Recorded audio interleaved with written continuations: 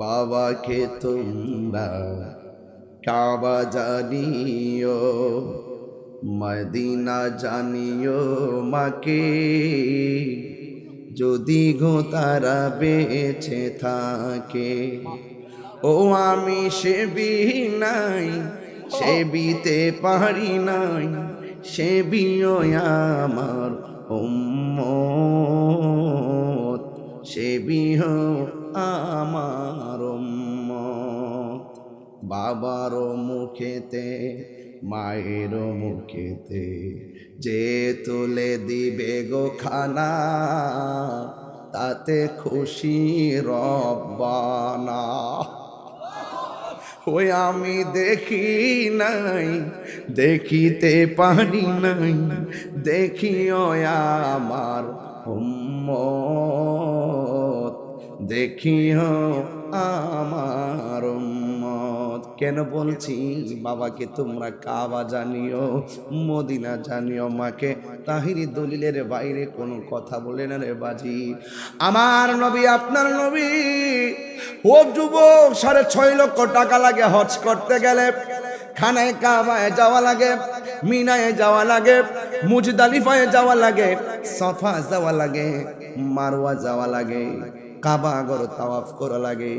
ও বন্ধু, বিমানে উঠা লাগে, ভিসা লাগানো লাগে। কিন্তু সব উম্মতে তো টাকা হবে না, বিমান দিয়ে উইরা উইরা মদিনায় যাইব, কিন্তু স্বাদ আছে কিন্তু সাধ্য নাই। আমার নবী ঘরে ঘরে মক্কা মদিনা লাগাইয়া দিছে।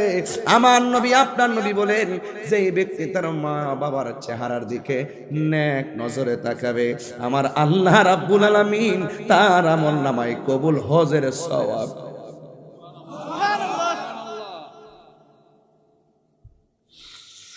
ওই মক্কা মদিনা যার কবরে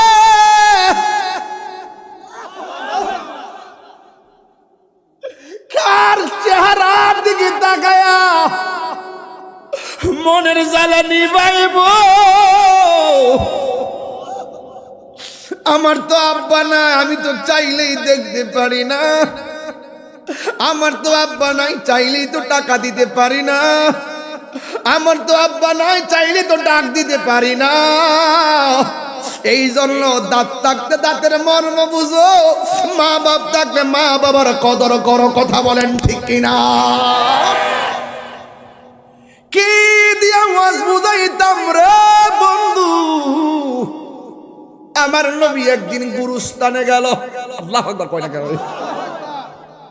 গুরুস্থানের একটু মাটি মাইনা করে রাখে রে, এক্ষুনি তো আসতে পারে চলে যাওয়ার ডাক। বাড়ি করেন, গাড়ি করেন, আসল বাড়িটা মাঝে মাঝে ঘুরাইয়েন, আর দেখবেন তোমরা শুয়ে রইছো, আমরা আইতেছি। সাধারণ কথা না এগুলো। রাত্র 12টা বাজে তো খুব চিন্তা করেন কথাগুলো। আপনার গায়ে কয়টা কাপড় আছে দেখেন তো, শীতের কাপড় কয়টা লাগাইছেন?